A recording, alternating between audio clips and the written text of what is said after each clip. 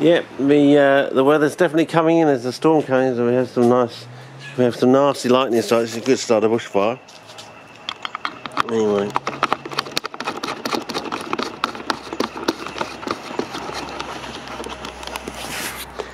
Okay. Let's see how we go with this. Better go spot colouring for what I'm going to do. Yeah. Okay.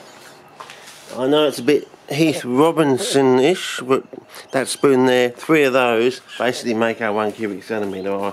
I better show you. Just use some bit of borax or something. So yeah, we put that in there. Level 2.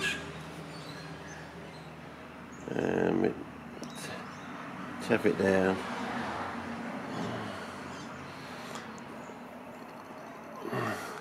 There you go. So basically, I'll just chuck that away. Don't want to contaminate anything. Anyway, I don't want that. So yeah, I'll just clean this in.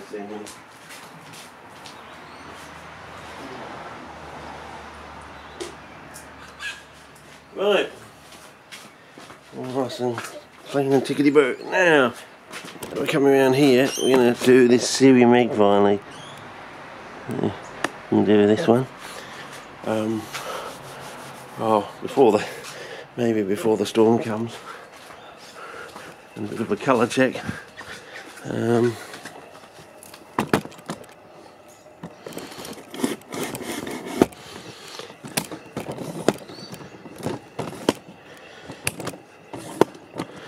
Okay. Yeah, a bit of a colour check on the bag there. I'm going to just go up a bit. Yeah, probably do. Have to go up a bit. Right. It's just a colour check. But my chalk and stuff. I'm just getting out my various colours of chalk. Wish I had a brown. Do I have a brown? Occasionally I come across a brown, but got an orange. So I know, probably not even in shot. Anyway, to one side. I'll go back to general focus, I suppose.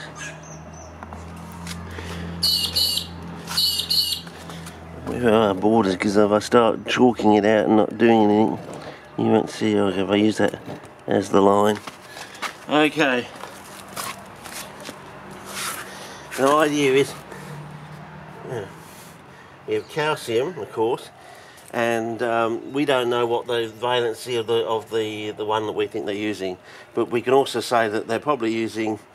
You can actually get copper in here, which is Cu2+ in 2017 or something. But also with this, you can also get the green safer copper 1, which washes out. So if this copper is contained in the calcium, when you add your egg sort of thing, it will reduce the copper that's attached to the calcium into safer copper 1, and then it's more mobile sort of thing. Whether that also changes the valency of the calcium down to possibly +1, we're not sure. It could, the idea we might have a redox reaction where the copper goes down and the calcium goes up, so it could go into maybe it's already in the 2, so it's either going to go down 1. Don't know, it could even go down to 0. Maybe that's what the greying is all about. We think it's sulfide. It could be the calcium going down to a 0. But it could be a 3 or it could be a 4. We don't know. Anyway.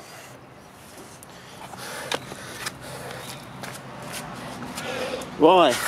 We think the black obsidian and also the charcoal and the and it contains manganese. So we have the chalk, which contains probably manganese, which can go up to the 7+ valency. We think molybdenum, yeah, which can also go up to the 7+. Whether these two are, in other words, the molybdenum is acting like a manganese type of acidophile sort of thing, and that's why the organism can go right down to the bottom of the pot.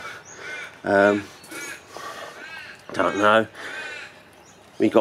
They reckon that peat, which is brown, I wish I had a brown stick, the highest micronutrient element in peat is copper, of course, and of course they say that Ireland is one great big bog, and there's something about the colour green on they call it the emerald isle. All the plants have this sort of glowing green thing, and is that due to the fact that it's all peat based and that has retained copper in the peat? And yet you say that CPs don't like copper, which is true to a certain extent.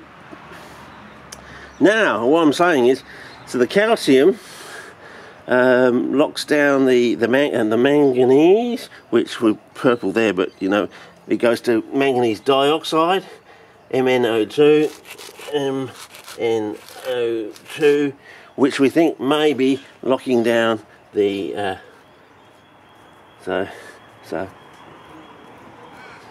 the calcium locks down the manganese, and the manganese in copper to the zinc. Now the zinc can be unusual, and the thing about the zinc is it's 10 times more most zinc salts are 10 times more soluble than all the other transition elements, so it can be easily flushed out, move around, accumulate up to 10 times higher than other, you know, before it sorts out. So, and also we found that the rough play with the manganese oxide and the zinc oxide is 2 to 1, basically, roughly. You know, don't hold me to that, but you might want to try it yourself.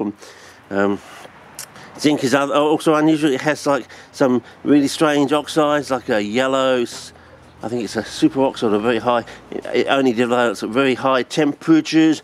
Maybe, I don't know if we get temperatures that high in a bushfire, but then again, whoa, if there's any catalyst involved, geez, definitely could start a bushfire. And of course, it's not that we get the thing today, it's that if it strikes into a limb, the limb can stay, have embers and burn overnight and for a few days, and then the bushfire starts 3 or 4 days down the track, you know, half a week to a week later. And then if it goes off on a day when we have heavy winds, then it's almost unstoppable. So it's a hot day, because for every 10 degrees rise in temperature you double the reaction rate. So and that's what we learnt from the shed, the bottle in the shed. It appears at the magic 8 degrees the organism, as far as I know, either doesn't grow or grows extremely slowly. When you get down to what the fridge is actually 6 degrees, if it has a diurnal wobble, of course, 6 to 8 sort of thing, plus or minus 2 degrees. Most of them have plus or minus 2 degrees wobble from the freezer to the deep freeze. I have put these measurements up there online. I think the freezer is it 13 or 14 or something, and the deep freeze is 17, 19 or something like that, so minus 17, 19. But you might want to look those up. And Pygmy Gemmy can handle, I think they can handle freezer but not deep freeze, I think, or something like that. Or there's some remarkable thing about Pygmy Gemmy or something. It can handle one thing. I think it can handle sub-zero temperatures, but not deep freeze temperatures. I'm not sure about that. You might want to look it up. I did this little graph thing, and it showed, you know, Venus flytraps, pygmy sundews, blah blah blah, tuberous drossel and things like that, I think, or something like that. And I did boxes for whether they could handle the fridge, whether they could handle the freezer, whether they could handle the deep freeze or not. And there was one surprise in that list. I think it was the Pygmy Gemmy. So, you know, if you put them in the paraffin oil, the thick paraffin oil, not the thin paraffin, oil, you will kill them, fellas. Warning, do not use the thin baby oil, as they call it, or baby mineral oil. Use the thick paraffin oil. I have put clips up there, special clips actually mentioning this. You might want to go and look at those up, and there's a lot on my YouTube channel if you want to look it up. So, you know, look for the bloody Bieber paraffin fever, I think it's called. You know, I was making a joke as I normally do. But anyway, it's not as pretty as I had it in my mind, but hopefully, and whether the zinc pulls in some unknown element, you know, some rare earth, like maybe cerium or one of the other ones. It could be, you know, I don't know. There's only 3 basic trendsetters: cerium, lanthanum, gadolinium, if I remember rightly, and I tried those other 2 and they didn't seem to have any effect, but cerium seemed to. So that's why we're going to actually set this one up, and before the oil comes in.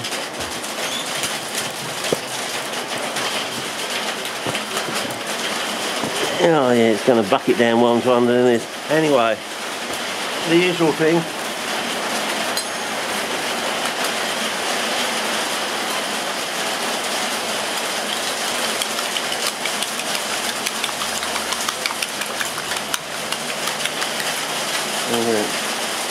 Now,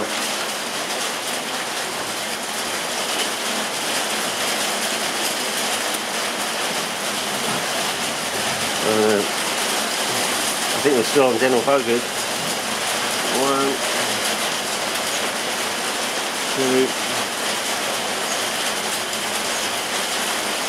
3. Okay.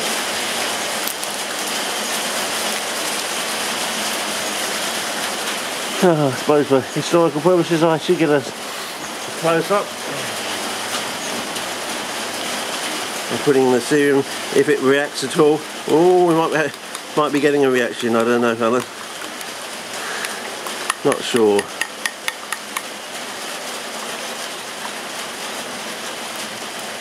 Certainly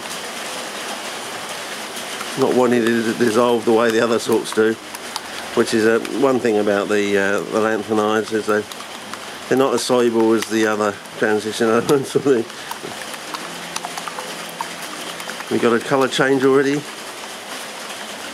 Got a bit of, oh well, we've got a bit of sulphur thing going on in here. So if we run the idea back the other way, if red organism makes the soil go grey, and we've got grey here, does this mean that the actual red organism is going to grow? Don't know. Anyway, we'll see how we go. But it seems to be sticking to the spoon a lot, so it's going to be a bit hard getting it in, I think. So it's not going to be soluble, fellas. But so basically it's going to be a case of bashing it through the egg and hopefully having some of the atoms sticking to the protein of the egg, sort of thing. And yeah. So it might be a dead loss from a, you know, a horticultural point of view, but you know, it might lead us to something else, sort of thing. Anyway, it was a nice try, fellas, you know.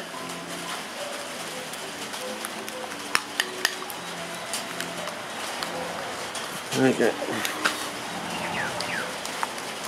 I'll keep doing that and bashing it through, and then I'll pour it into the container and we'll get the results on the other side, because it looks like I better get inside because it's going to be a hell of a day. I need to pack these. Yeah, it's going to be a hell of a day. I need to pack everything away and before a lightning strike, before I get zapped or something. Okay, over and out. See ya. Yeah.